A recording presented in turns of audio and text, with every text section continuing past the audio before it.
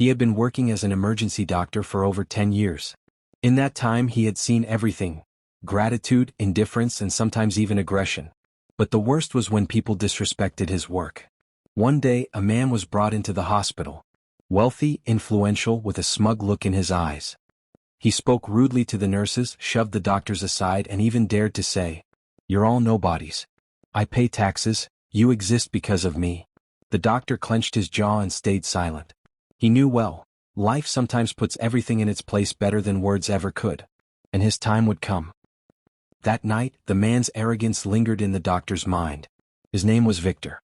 A local businessman who owned several restaurants, known for his expensive suits and even more expensive attitude. He wasn't just rude in the hospital, people whispered that he was ruthless outside it too. He had cheated business partners, fired employees without pay, and even pressured city officials with his wealth.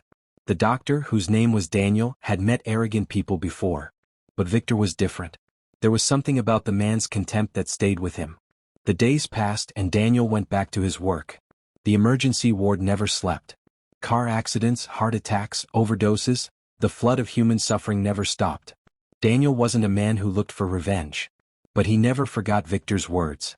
They became a shadow, whispering at the back of his mind whenever he stitched up another patient at 3 in the morning or rushed through hallways after a call. Then 2 weeks later, fate intervened. It was just past midnight when the ambulance radio crackled.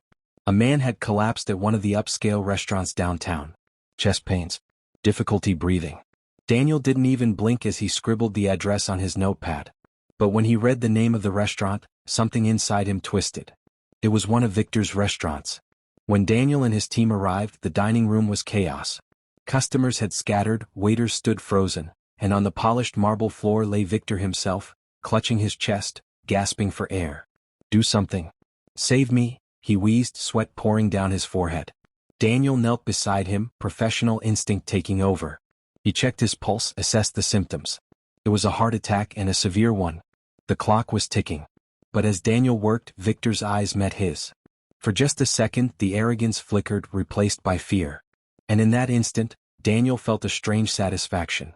This man who had once mocked him, who thought money made him untouchable, was now helpless on the floor, begging for life. "Hold still," Daniel said calmly, signaling his team. "We're taking you in." They loaded Victor into the ambulance, sirens wailing. Every second mattered. And through it all, Victor kept repeating, "Don't let me die. I'll pay you. I'll give you anything you want." But Daniel didn't want money. He wanted something else, something Victor couldn't buy. At the hospital, Victor was rushed into surgery. Hours passed before the cardiology team stabilized him. By morning he was alive but weak, tethered to machines. When Daniel passed by his room, Victor tried to lift his head. His voice was hoarse but recognizable. You saved me." Daniel only nodded. No words. Just the quiet satisfaction of knowing the balance of power had shifted. But this wasn't the end. Victor's recovery would take weeks, maybe months. He would need medication, strict diets, and regular checkups. For a man used to control, it was torture. And for Daniel, it was an opportunity. During rounds, Daniel noticed things most wouldn't. The way Victor barked at nurses despite his weakness, the way he demanded special treatment, the way he complained about hospital food like it was beneath him. Victor hadn't learned. Not yet. One afternoon, as Daniel checked Victor's chart, he overheard a heated phone call. Victor was shouting into his phone, even from the hospital bed. "I don't care what it costs, get the inspectors off my back. And make sure that deal goes through. Bribe them if you have to." Daniel froze. In those few sentences he heard everything he needed. Corruption. Greed. The very heart of Victor's empire. That was the moment Daniel decided. Saving Victor's life wasn't the end of their story. It was the beginning. He wouldn't just heal him. He would take everything from him. Daniel began quietly. He knew a friend who worked in the city's health department. A quiet conversation, framed as a concern for public safety, was enough to raise questions about the standards in Victor's restaurants. Then came another step, an anonymous tip to the tax authorities, using details Daniel had overheard during Victor's phone calls. Numbers, names, offshore accounts. Piece by piece, Daniel planted the seeds. He was careful, patient. Revenge wasn't about quick satisfaction. It was about precision. About letting the other man destroy himself. And Victor, too arrogant to see it, was giving Daniel all the ammunition he needed. By the time Victor left the hospital, limping and bitter, his empire was already crumbling. Inspectors had closed one of his restaurants. Business partners whispered about lawsuits. Victor didn't know it yet, but the man who had once saved his life was also the one quietly dismantling it. And Daniel? He waited, calm and steady, knowing the real revenge had only just begun. Victor left the hospital with a cane and a bitter look on his face. Everyone could see he hated weakness. But even as he limped into his black car, he barked orders at his assistants. He thought money would make the world bow again.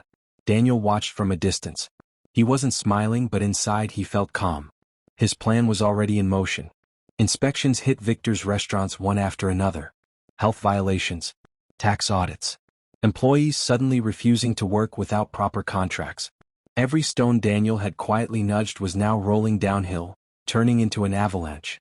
Victor fought back. He hired lawyers, bribed officials, shouted into phones until his voice cracked. But the more he struggled, the deeper he sank. For the first time in years, people weren't afraid of him. They were laughing. Former employees told their stories to the press. Customers swore never to return. Business partners abandoned him. And all the while, Daniel stayed in the shadows. To everyone, he was still just a doctor doing his job. Only he knew the truth. He was the hand guiding Victor's fall. One night, Daniel walked past one of Victor's closed restaurants. The windows were dark, the once busy tables empty. He stopped for a moment, staring at the silence. This was revenge. Not with violence, not with threats, but with patience, intelligence, and justice. But Victor wasn't done yet. And Daniel knew, a man like him, cornered and desperate, could still be dangerous. The final act was coming. Victor's empire was crumbling, but he wasn't ready to let go. Desperation burned in his eyes. He sold his cars, his watches, even his penthouse, trying to pay off debts. Still, the walls closed in. Late one evening, Daniel received a call. A journalist he trusted whispered, "Victor's been laundering money overseas. We have documents. Authorities are ready, just one more push." That was all Daniel needed. The next week, headlines exploded. Restaurant mogul caught in multi-million fraud scheme. Former workers testify against Victor. Police raided what was left of Victor's offices. Cameras caught him in handcuffs, shouting, red-faced, as officers dragged him away. For years he had humiliated others in public. Now the world watched him humiliated the same way. Daniel stood in the crowd outside the courthouse. He didn't cheer, didn't shout. He just watched, calm and steady. Victor saw him. For a split second their eyes locked. Rage, disbelief, fear, all flickered across Victor's face. He knew. He finally knew. But Daniel only gave him a quiet nod as if saying, "This is what you earned." Months later, Victor sat behind bars, stripped of everything. No power, no wealth, no followers. Just another forgotten man. Daniel returned to his life as a doctor. To most people he was still the same quiet, reliable man. But deep inside he carried the satisfaction of justice served. Because revenge wasn't about shouting. It wasn't about fists. It was about patience, precision, and letting the guilty destroy themselves. And Victor had destroyed himself perfectly.